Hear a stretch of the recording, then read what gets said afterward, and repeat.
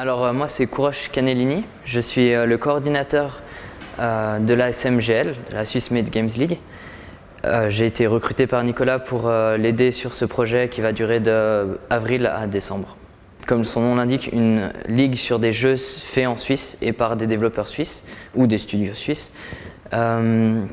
Donc nous on considère ça plus comme des jeux indépendants et le concept de la ligue c'est faire des étapes, des minors et des majors, donc des petits événements et des 3 grosses étapes qui vont permettre aux différents joueurs qui participent à la ligue de récolter des points tout au long de l'année et à la fin de l'année de participer aux finales qui se joueront probablement, on ne sait pas encore, on est en discussion pour trouver un lieu et les médias qui vont entourer cette finale assez importante.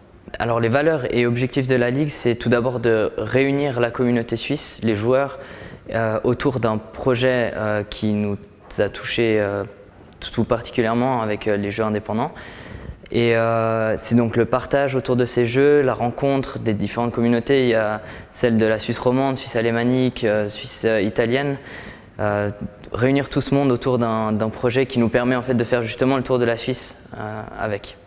Et donc les objectifs, indirectement, mais au final c'est ce qu'on représente, c'est promouvoir ces jeux faits en Suisse, parce qu'on s'est rendu compte qu'au final tous les joueurs, surtout sur l'e-sport, jouent sur des jeux qui viennent de Chine, États-Unis, Japon, et on s'est dit en Suisse il y a aussi des jeux qui valent la peine d'être joués et qui sont tout aussi sportifs que le reste.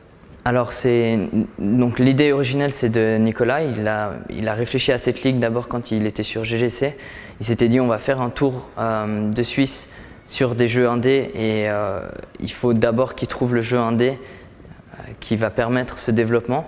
Et en fait il a rencontré via GGC ces développeurs du studio Maniax qui sont de Zurich.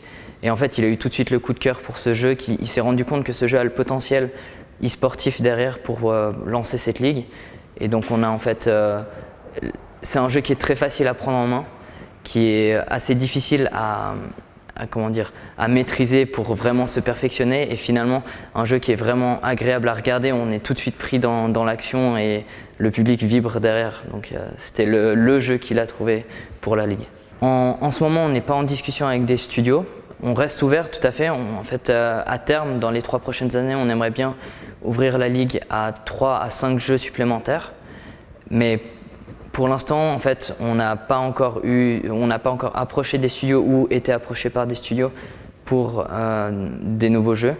Et lorsque ça se fera, en fait, on va analyser le jeu, on va le faire tester par un groupe de joueurs qui est déjà sélectionné pour voir si le jeu est effectivement intéressant, agréable à voir, à jouer et du coup qui serait insérable dans cette ligue.